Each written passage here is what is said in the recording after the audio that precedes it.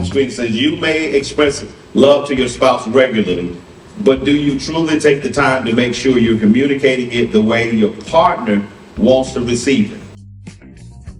Our love for each other can sometimes get lost in the translation when two partners speak different love languages. There are 5 love languages. Here they are: words of affirmation, physical touch, receiving gifts, quality time, and acts of service. These are the 5 love languages, or like I like to say, 5 different styles of expressing and receiving love. And tonight we're going to help you find out what your love language is. Now, you may already know, and some of you will discover that you have a couple of these. You're not just one person with a singular love language, but you've got a couple. Somebody say words of affirmation. Y'all are off the chain, I declare it. Here's what it says: people with this particular love language, words of affirmation, as a love language, what do they value? Verbal acknowledgement. And it means everything to them, of affection, including frequent I love yous, frequent compliments, frequent words of appreciation, verbal encouragement, and frequent digital communication like texting and social media engagement. That is a wonderful thing. I love to see husbands and wives on social media celebrate each other. I just think that is the most amazing thing, because we have so many husbands, you don't even know they're married on social media. They like everybody's pictures but their wives. Oh, you must be here tonight. You're not saying anything. Okay. Yeah, it's crazy. And you have so many wives out there, they don't acknowledge their husband. And written and spoken shows of affection matter the most to these people. Written and spoken shows of affection. These expressions make them feel 2 things: understood and appreciated. Now you need to highlight that: understood and appreciated, because if that's your spouse's love language, and sometimes that's a man's love language, if you want them to feel understood and appreciated, you got to open your mouth. Whenever my wife cooks dinner, and my wife does not have to cook dinner anymore, I've told her, you don't have to cook dinner, we'll eat out just like Don and them do every night. It's not a problem. I told her that over and over again, but every now and then, I think she feels like it's her wifely duty to cook her husband a meal or something. It's just the 2 of us now. So every now and then she will go in the kitchen and she will pot and pan it and slave it. I'm like, why? We could have went to Burger King and I would have been happy. But that's one of her love languages, cooking a meal for her husband and saying, hey baby, I got dinner for you tonight. But here's where I have learned I have to do my part. Whenever she cooks a meal, every time she cooks a meal, if it's hot dogs, baby, thank you for dinner. Thank you for dinner, baby. Thank you for dinner. Now, how does that make you feel when I say thank you for those things that you do? I appreciate it, because again, some of us are working all day. Right. Come home and prepare stuff, and I do feel like I should do. But you know you don't have to. I know. Sometimes I get tired. Okay. Well, she doesn't. She don't get tired of eating out. Do you get tired of eating out, Marlene? So that's love language, though. How many of y'all identified that might be your love language just on the surface? Does that sound like it might be you? All right, so a couple of, all right, we got you. Okay, just a little bit. Well, how about this one? How about number 2? Quality time. Why don't you talk about that one? All right, there are people who feel most adored when their partner is actively spending time with them and is always down to hang out. They particularly love active listening, eye contact. Don't talk to me from I'm in one room and you're in the other. That's not what I want. That's not quality time. And your full presence. You're not send a text somewhere on your laptop. I'm trying to talk to you.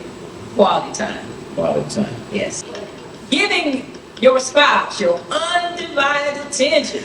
Oh, Jesus. Yes. Look at that. Without the distraction of television, phone screens, or any other outside interference. Man, that's a good one. Yes, it is. I'm trying to rush through it. No, I'm not trying to rush. I thought you would. No, you go back. No, I'm not trying to rush. I thought you would finish. Go ahead. I'm not trying to rush through it. Meaningful conversations and sharing recreational activities. Right. Remember us out here working together. That's quality time. Yeah, for sure. Now, why is that important to you? I think we're both pulled in so many different directions that when we're not getting that time together, no matter how strong you are or how much you love your partner, Come on. there's always that little voice in your head. You going to do such and such, and you don't look tired, and she does such and such. It's just a matter of remembering that we married this person because we love them. Right. Because we wanted to be a part of their life, we want to build our life together. And so the time together is important, quality time. How many of y'all think this is your love language where quality time is like super, super, super important to you? A little bit of, no, yes, maybe. And we have to make that happen. We may not be able to make it happen as often as the other spouse would like, but we have to make that quality time happen. You do that. Yeah. Yeah, I'm going to do that for you, even though I like quality time with you as well. I enjoy sitting with you and talking with you and hanging with you, because I do believe your spouse should be your best friend. If that's not your goal, you need to make that your goal. If you're not there, you need to work towards that. There needs to be a level of intimacy where this person is your best friend. And you have to work towards that. That takes a lot of honesty, a lot of transparency. It takes a lot of forgiveness. It takes a lot of trust. But at the end of the day, Samuel already said it, your team is in your house. Your team is in your house. And sometimes I think we have these segregated relationships where we're married, but we're not merging. We're married, but we're not merging. I like what the Bible says, that a man leave his mother and father and cleave to his wife. That word cleave in the Hebrew means to cement. It means to be cemented to something to where if it is ever separated, there is damage, which is why divorce can be sometimes so tragic and so painful, because the longer you are with somebody, there's a cementing, there's a bond that should be happening naturally. And God did it that way so that if you ever try to separate, it won't be that easy. Does that make sense? I know that you have to be intentional about quality time, because if you don't make it happen, it won't happen. All right, here's one that I find unique. Yeah, I think it's unique. It's called acts of service. And I'll read it to you, and you tell me if it sounds familiar to you. If your love language is acts of service, you value when your partner goes out of their way to make your life easier. Does that sound familiar? Yeah, be quiet. It's things like bringing you soup when you're sick, making your coffee in the morning for you, picking up your dry cleaning for you when you've had a busy day at work, or cooking a meal or dinner for you. And I told y'all this is where we kind of had some issues, because I didn't understand. This was not my love language. And my wife does acts of service to a degree that it is unusual.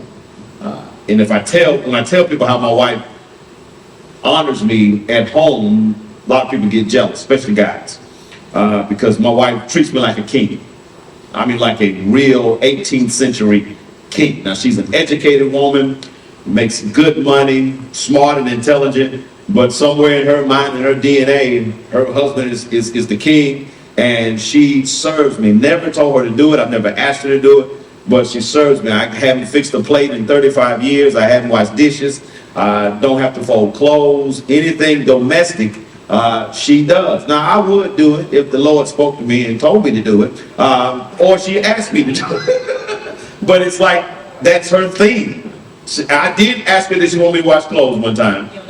See what I'm talking about? This is the kind of stuff I get. So the acts of service, I mean, it is really her thing. Here's where we had a problem, though. It's not my love language. So even though I appreciate it, I'm not going to say they do nothing for me. I would never say that. No. I loved it. I appreciate it. I do. I love it. Now and then. But it wasn't my love language. So even though she's doing what she thinks is love, I'm empty in a certain area of my life. And it wasn't until we figured out, okay, that's your love language. I appreciate it, but that's not doing it for me. And what is your background on this? I'm trying to figure out how did you get here where this is like really, this is you, man. This is you. Part said makes your life easier. Okay. Yeah. But why does it mean so much to you? The things that you do are... I think it has a lot to do with the way I saw my mom in the house. Okay. And she did exactly the same. Gotcha. Well, I'm fortunate, man. I'm fortunate. I hit the jackpot. She cooked. She didn't have to cook. She probably make a chocolate cake every week for my dad. There's a lot of things I remember her doing, seeing her do. Now, how many of y'all have this condition called acts of service? How many of y'all? It's not a condition. I'm sorry. That was not the right word. It's not the right word, folks. It's not the right word. Gifts, free. You feel loved when people give you the visual symbols of love, gifts. And that's really not mine. It is not yours. No, it's not. I've never met somebody you can give a gift to and it's like, No, it's not true. I do say thank you. you say thank you, but you don't give the response that You think you should get. that a person sometimes look for, especially if they spend a nice little piece of money on it. Want me to jump up now? That would be nice. That's probably not gonna happen, but okay. Thanks a lot. Gee, thanks. Go ahead and read the For next them, it's slide. it's not about the monetary value, Yeah. but it's symbolic. Right. There you go. So Yes. People with this style recognize the value of the gift giving process, where you have to think about what you're going to give. right. Sometimes I'm in the store and I remember he said, well, I like this certain type of apple juice. It's not just the regular apple juice. It's the apple juice that is shaped in a little ball with a white cap. There you go.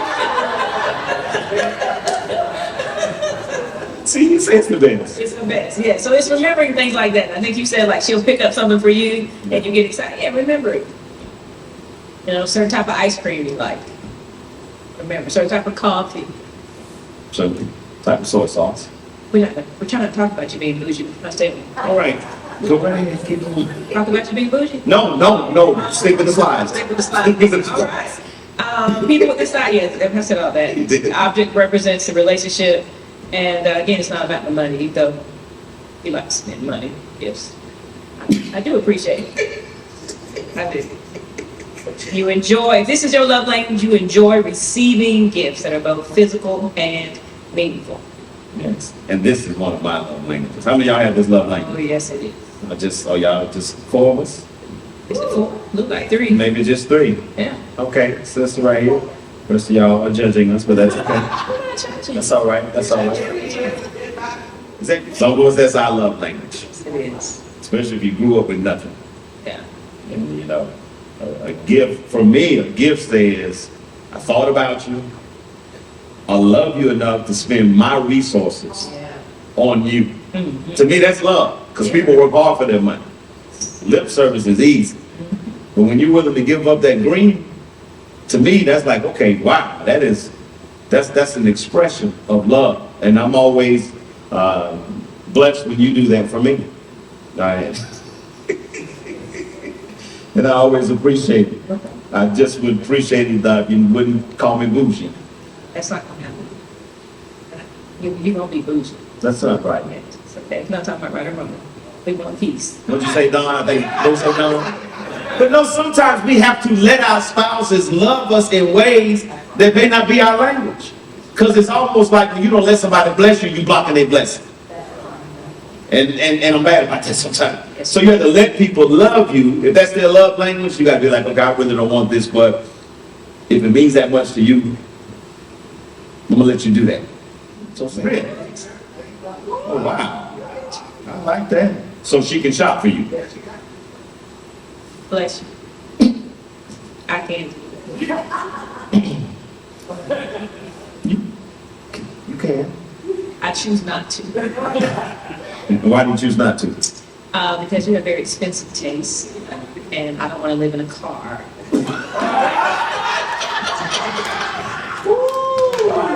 Don't clap for that. In my mind, I can't justify spending that kind of money. My wife still acts like we're poor. I don't think that. I think Yeah. it's called being No, that's what it's called. frugal. It's called not having for so long that you have limited yourself because you're so used to the struggle bus. We talk about that because we struggle Yes, we do. for a long time. And I have to tell her all the time, stop acting like you're poor. What bothers me is that she will bless other people who won't bless herself. That bothers me, that she will give to other people, but when it's time for her to give to herself, because somebody else is having this problem, it needs to be delivered tonight. Yeah, it needs to be delivered. We're talking about the love language of gifts, and we're talking about relationships. The Bible says, love thy neighbor as thyself. And I'm going to say this, and y'all need to hear this. I think the reason why a lot of our marriages struggle when it comes to the love from one spouse going to the next spouse is because a lot of us got issues loving ourselves. And a lot of times we don't want to talk about it, we don't want to deal with it, we just put on a show. But some of us have got some inner issues that we got to get resolved where we love ourselves, we appreciate ourselves, and we value ourselves, because you can't give somebody something that you don't have, and if you do, it winds up being fake. Now, I don't expect to get a lot of claps, but I just said something there. And some of you got to change the value that you have on yourself. You are worth it. Yes. You are worth it. You know how hard you've worked and how long you've sacrificed, especially if you've got children. At what point in life do you allow yourself to enjoy life? At what point in life do you allow yourself to enjoy the fruit of your labor? Think about it. It's insane. And a lot of folks, man, they die and never do anything for themselves. And that's not the will of God. So me loving myself in all my bougie ways allows me to love her in a generous way. So stop calling me bougie. You just called yourself bougie. I didn't mean to. You did. It's great. I will delete that. But you understand that now? So you have to. I know though. I am doing better. You are doing I am better. doing better. You are doing, but you do agree that there's some love issues. Yes. Fish in the heart. So I see what I can do.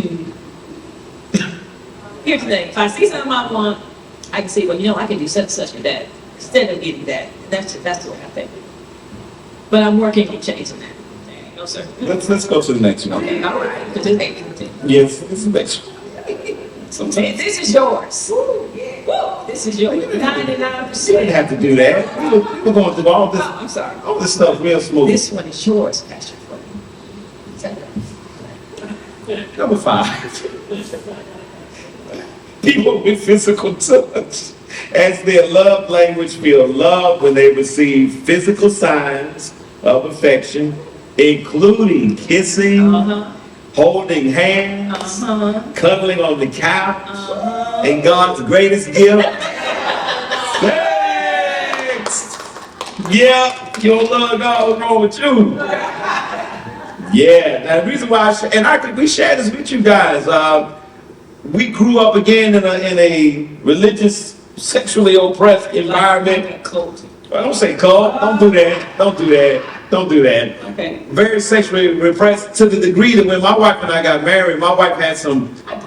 No, you didn't hear what I'm about to say. Go ahead. My wife had some negative feelings Okay. about sex, even though we were married, that we had to work through and struggle through, and we're married, but because she grew up in a religious, sexually oppressive construct, even after marriage, sex was something that was kind of like, do I have to? Hell yeah, you got to. Hell yeah, you got to. So I got a headache. Hey, what that mouth do? You know what I'm saying? I ain't trying to hear none of that. Am I trying to hear that? I'm not trying to hear none of that, man. You all I got. You my everything. So I need you to come through for the home team, fam. I'm your team. He just said it. I'm your team. And guys, when I tell you, we literally almost got a divorce 2 separate times, and this was like one of those issues that just really kept tearing us apart. Because we would have these conversations, and we just be open and honest. There's nothing to be embarrassed about. We would have these conversations. I'll say, babe, I need more touch. I need more love. I need more affection. I need you to, how do I say this? I need you to initiate. I don't want to be the one all the time pushing up on you. I need you to make me feel like you want me. So, I need you to take it. Rape me. I need to be raped. I want to be raped, baby. Rape me, please. I want to be, tie me up. Here, I'll help you. I'll help you. I want you to take this. And these are not jokes, guys. This is not a joke. They're laughing, but am I being honest? This is what I wanted from her. But at that time, she was like, no, I don't think the Lord would be pleased. I don't think I ever said that. But that was the kind of vibe I got from you. That's because all I can hear is, don't have sex, don't have sex, Right. don't have sex, don't have sex. I don't think I probably watched one movie. Right. Yes, I was like, I didn't know what in the world was going on. Really naive. She was because of all afraid. that. Let me tell you what, God, she was afraid on our wedding night. And I'm not talking about nervous. They're family. We trying to help people. It's okay. Newlyweds. No, I'm trying to show them why this is important and why when you don't know the love languages, and we didn't have this verbiage. We didn't have this 35. I never heard love languages 35 years ago. So I'm mad, I'm angry, and I'm frustrated. And I'm attacking her because in my mind, I'm thinking when you get married, it's like sex every day. That's what I thought. Because they tell you in the church, it's better to marry than to burn. Keep yourself. I didn't do well with that part, but that's what they told us. Keep yourself. Don't judge me. Keep yourself. We got married. She was a virgin. I was not. So add all of that together. You got an animal with a mammal. You got a predator with prey. Scared on the wedding night. When I tell you she was scared, she was scared. And that didn't mean nothing to me. It didn't mean nothing to me. Not at all. Nothing at all. Nothing at all. She was hungry. I wouldn't feed her till she gave me something.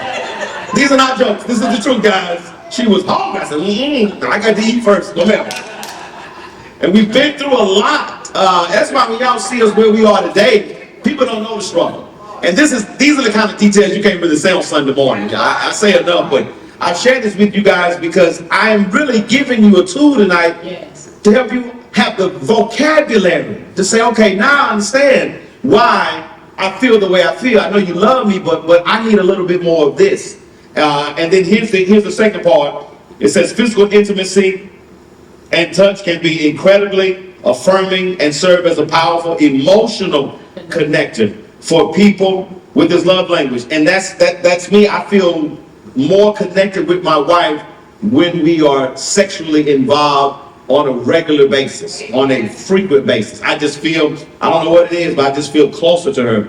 And you got to be careful that you don't allow a lot of time to go on where you guys aren't intimate. Now, sex may not be your thing. If both of y'all are asexual, then you're cool. You know what asexual is, right? Asexual is the person that it don't really mean nothing to them. They can live with it, live without it. It's not on their radar. And if God blesses both of y'all to be that way, disregard everything I'm saying.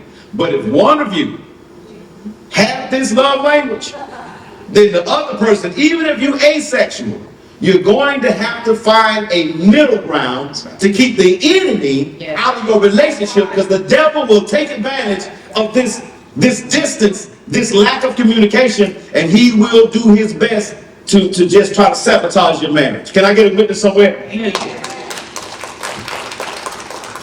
Give God praise if you got any of this. This is in your handout. Sammy, could you hand these out? I got everything printed for you guys. It doesn't get any easier than this. And here's what I want you to do. I want you to go home after y'all go putt-putt. We're taking everybody putt-putt that want to go. So we're gonna go to Rigby's. And y'all want to go Russell Payne, and we're just gonna go hang out for a little while. If that's okay. Now if you got to get back, I understand. But this is wonderful, guys, what I'm putting in your hands tonight. I wish, Pastor Tish, can you imagine if we had had some of this when we got married? We didn't have any of that when we got married. Jesus Christ, we would We have. didn't have anything. We didn't have much of nothing. It's a miracle we made it, child. It's Jesus. It really is. It really is, because we had a lot of misinformation, and that's why we share what we share with you guys, because we want to see you make it. And we don't want you just to be married legally. We want you to say it again, We baby. have to enjoy being together. We want you to enjoy being together. We want you to love each other and be excited about seeing each other. When you go away or you go to work and come in the evening, man, you should be excited about seeing each other, excited about growing together, and excited about pouring into each other. Because here's what I'm going to tell you, we're going to go. If you don't get this foundation right, and this is for those of you that have kids, if you don't get this foundation right, get it solid, get it tight. When your kids are gone, you're going to be strangers. You're going to be strangers because you won't have anything to really go on with after your kids are gone. And I know a lot of folks, their kids are the glue. And when the kids are gone, the glue is gone. And that's not God's will. I believe it's God's will. When your kids are gone, I believe, say it, baby. It should be better. I believe your marriage must go to a whole nother level, that's what I believe. And once those kids are out, I like my life. I love the freedom. When our last child left, oh my God, I didn't know I would love it so much. Now the first couple of weeks was rough. I ain't gonna lie to you. He was crying. Shut your mouth. I didn't cry. Don't say that. I didn't cry. Don't do that. Okay, you just walked out of the room and you look, where is Princess? I did do that. I did. I walked by my daughter's. Princess was our last one to leave, and I walked by her room and stare at it. I'd sleep in her bed. I'm a father's father. I love my children so much. And when you're so used to them being, can y'all relate to that? You're used to them from 0 to 18 and 19. You look, they're there, and then all of a sudden, they're gone. It takes a little getting used to, but I'm used to it now. Thank God for it. Amen. So I want you to hear me, those of you that have children. Don't let your children consume you from your relationship. Because after a while, it's just going to be you and him and you and her. And you want to have something to build on, and you can't wait till they're gone. You got to start putting those blocks in place so that y'all can look forward to it. And we're on the other side of parenting, and let me tell you something. It's a wonderful life. Can I get a witness somewhere? It's a wonderful life. First lady, close us out with your final thoughts and comments, and then we're going to play. What? No. God designed marriage to last. Yes. And it's a blessing when you find somebody that you want to be with. Come on You now. want to build with that person for the rest of your life. So let's not take each other for granted. Yes. Just always be grateful that God has blessed us with our spouse. Man, that's good stuff. Love you.